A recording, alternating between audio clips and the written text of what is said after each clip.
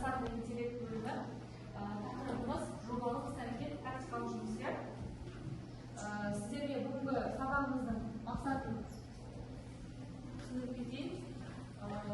Жалпы сабағымыздың мақсаты практикалық дағдыларды дамыту. Сіздерге машиналық оқыту алгоритмін қолдана отырып, нақты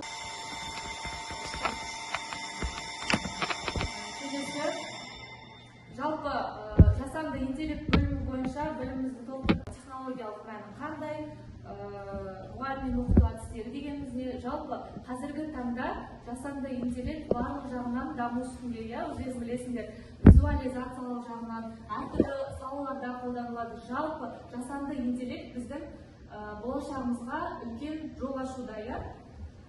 Сонымен қатар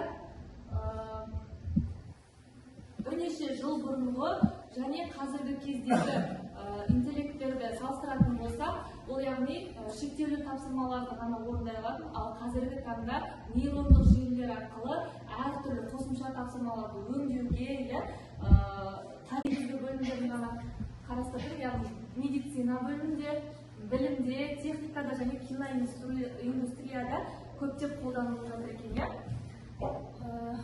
Жақсы, енді келесі біз қазір топ-топқа бөлініп алсақ, жұпқа бөлінсек, программаның көмегімен осы жұптар бірігіп отыра қалсақ. Ескендір Салауат, Құсайын Алима Аягөз, Бексұлтан Еркежан, Қуаныш Жаннұр, Күсейіп Қуаныш Жаннұр, Алишер Сәрсенғазиев Қуаныш, Біржан мен Шыңғыс, Ерсұлтан мен Дәулет, Дилназ бен Арыста, тез-тез орнын қойып отыра қалсақ, Алима Санжар, Руслан Айсәуле. Бізге тек қана осы платформада емес, сонымен қатар бірнеше жасанды интеллекттің әртүрлі дайын платформалары бар. Оларды да пайдалануға болады, 3D видеолар алуға болады. Біз бүгін қарастыратын платформа осы. Бұл жерде дайын аватар видео депті, толкинг фото депті. Осы жерге өздеріңіз интернеттен жүктеген немесе үлкен тұлғаларды, фотоларын салу арқылы сөйлете аласыздар. Текст создавать етеміз. Ол үшін бастап отырмыз ба? Менімен бірге қайталаймыз.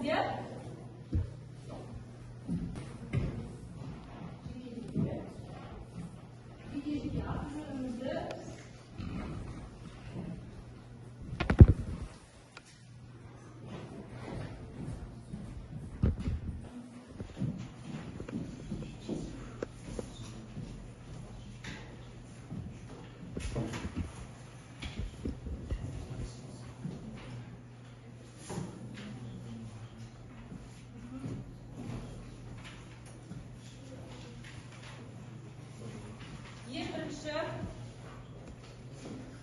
сіздермен жасанды нейросет дейміз ғой.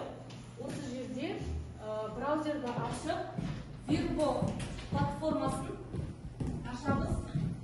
Жобамыздың тақырыбы және жобаның нұсқаулығы таратылатын болады. Бұл жерде нұсқаулықта көрсетілген жалпы жоба қадам бойынша қалай жасау керек және артында дескриптор бар. Осы дескриптор арқылы бірінші тапсырманың бірінші бөлімін жасаған кезде қанша балл қоюымыз керек.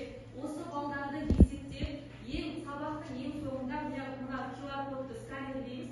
Осы QR кодқа сол кезде бізде мынандай видео жасалынады.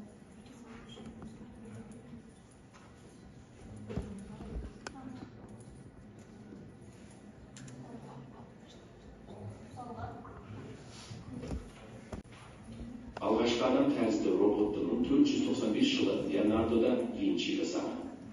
Бұл қолды қозғалтып, басын айналдыра алатынына сәл болды. Робот термині 20-шы ғасырда ойлап табылған. Айтылды, робототехниканың даму тарихы 20-шы ғасырдың 60 жылдарынан басталады. General Motors өндірісінде Animation компаниясының өнеркәсіптік роботтық манипуляторлары алғаш рет қолданыла бастады. 1495 жылы Леонардо да Винчи жасаған. Түсінікті ма? Бұл қолды қозғалту. Осы кейіпкерлердің бес фотосы сақталған, иә, соны саламыз да текст жазып сөйлетеміз. Таңдандыру бөлімін таңдаймыз. Менімен бірге жұмыс істеп отырамыз, иә, балалар? Бастық па?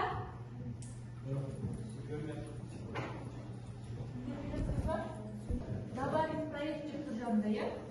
Бастық па? Распознавание фото. Я, Бексултан. Келесі 2-ды 3-ді редактор деген басамыз. Бұл жерде телефонға ештеңені жүктеп қажет емес.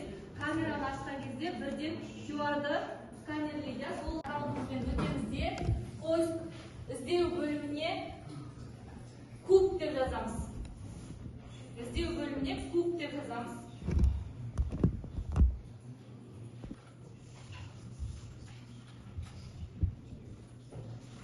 Ең бірінші бізде мұнда бірнеше кубтар көрсетілген, осының ішінен біріншісі тегін кубты таңдап аламыз. Изменить шаблонды өзгертеміз. Артық заттардың бәрін алып тастаймыз. Кубтың көлемін A4 форматындағы беттің көлемімен бірдей қылып өзгертеміз. Артық заттардың бәрін өшіріп тастаймыз да, осы жердегі және алты қыр тұр ғой. 1, 2, 3, 4, 5, 6, 7, алты қырға жаңағы 5 фотомызды және 6-шы жерге QR кодымызды жүктейміз. Ол үшін мұнда камераның оң жағы, сол жағында загрузки деген бөлім бар, иә? Осы жерден файлдарымызға загрузка жасап аламыз. Загрузить файл дегенде рабочий столдағы бағалап 5 фотоны жүктеп аламыз.